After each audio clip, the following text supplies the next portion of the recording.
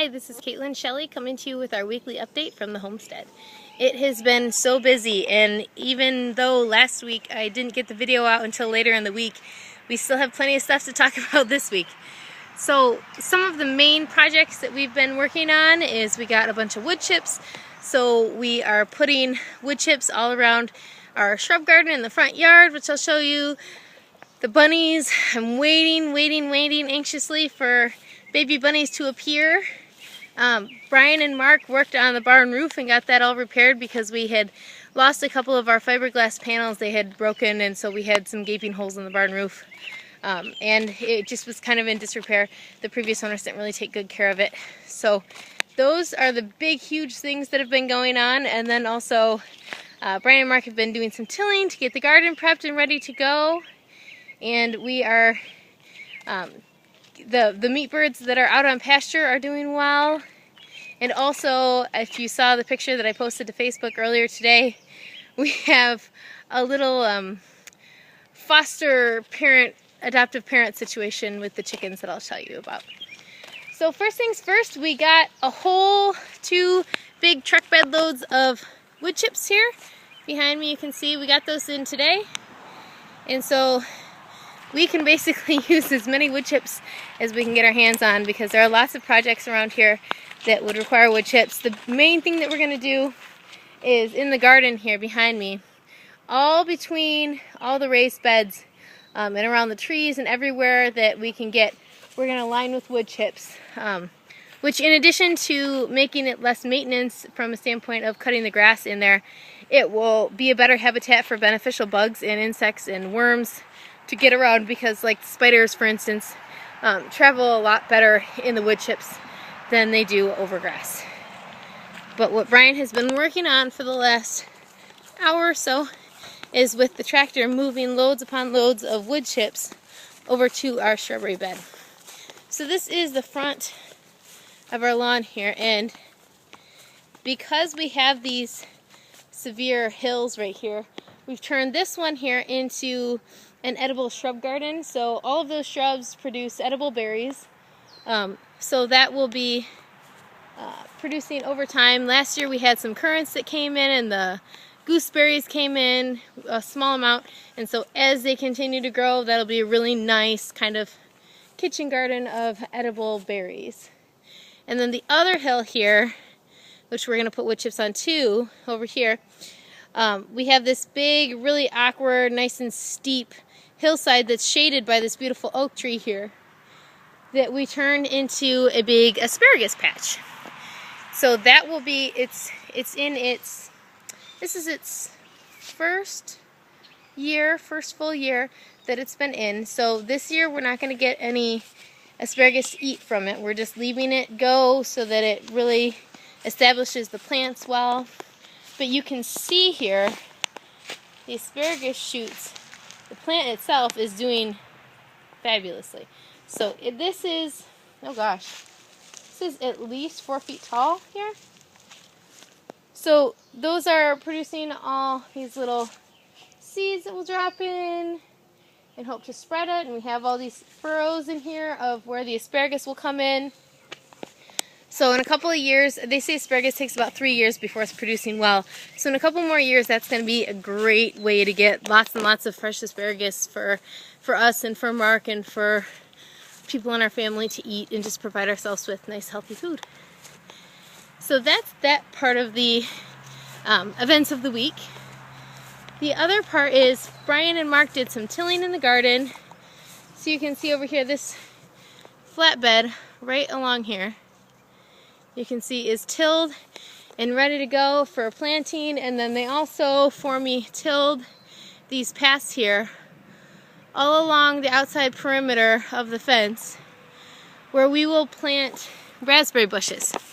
So in addition to being really nice to have raspberry bushes available as I'm going to the garden to pick for fruit, they also will provide somewhat of an animal barrier because they're nice and thorny. They'll keep out things like rabbits and deer, at least help deter them, if not keep them out.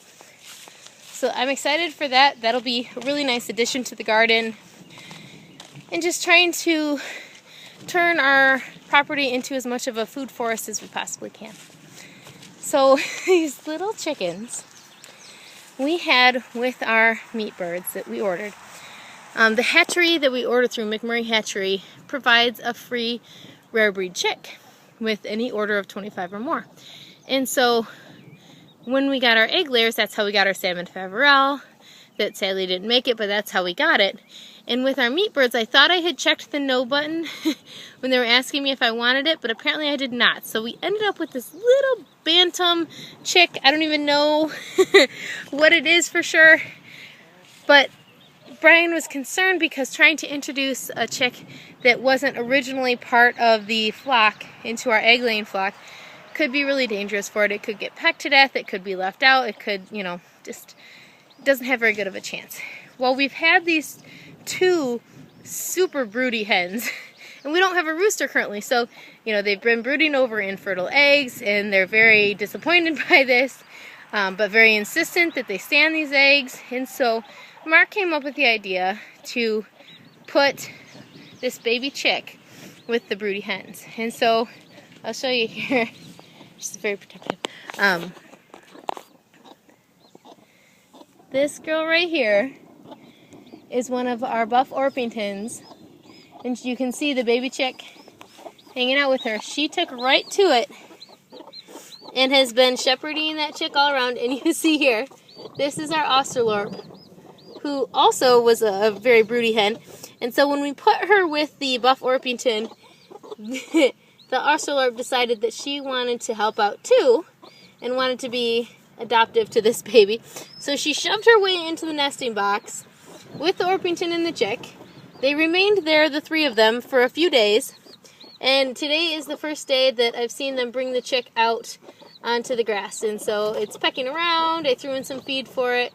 But they're very protective. Every time the dog comes over, not that she bothers them, but they get all puffed up. The Australorp particularly tried to square off against the tractor the other day. So they're being excellent, and the baby has definitely accepted them as co-parents. So that's a nice little story there for you.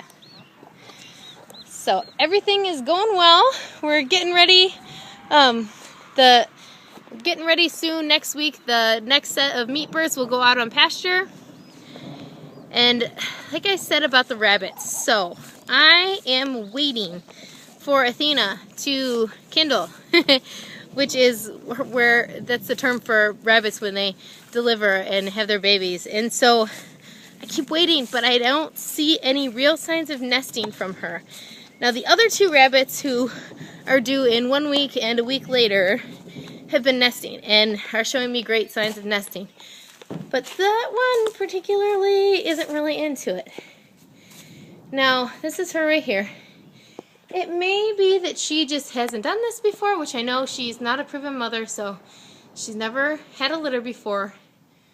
But I keep putting straw in her nest box. She keeps knocking it out. So nothing yet. So I'm going to feel her. Maybe I was feeling her and hoping that I was feeling babies, and maybe I really wasn't, and she's not pregnant. So it's possible. I'm definitely new to this. But these other girls right here, this is Aphrodite right here with the wood nesting box. She's been plucking fur and occasionally nesting. She's not super into it, but she's starting to. And then this is Aquarius, and she keeps knocking her nesting box over, but it's definitely showing more signs of like being agitated when I try to go in there to work with her and things. So she's showing some signs of being pregnant. So I'm hoping that Athena maybe is just delivering a little bit late, or if she's not pregnant, then that's okay too. We'll work on it. We'll try again later, and hopefully the other two girls are going to have their babies. So while we're in the barn here, I can show you. This is so nice. So this is what it looks like. We have no electricity to this barn right now. So Brian and Mark put these clear, I'll show you right here, these clear panels in,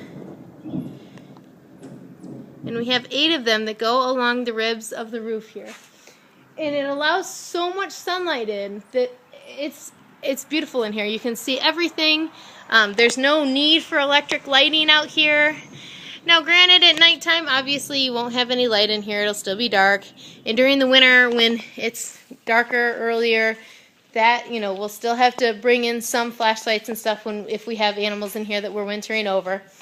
But it provides plenty of light throughout the day, and it's such a great way to do it, because why not capture all of this sunlight that you have that's free, doesn't cause any sort of pollution, you know, why not use free energy?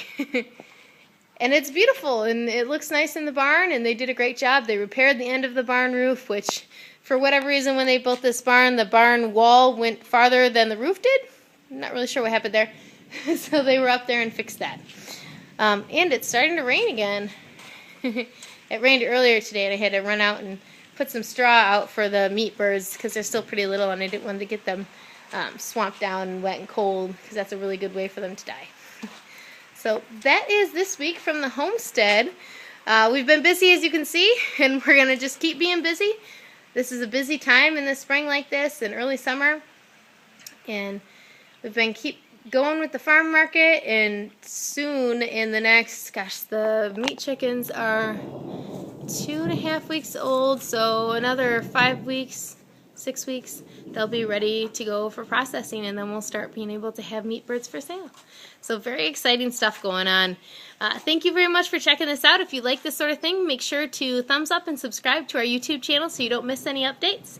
As well as check us out on Facebook, facebook.com/Shelly Homestead, and you can see us there and leave us comments on this video or any other videos, and we will definitely respond to them. So thank you very much for watching, and have a great day.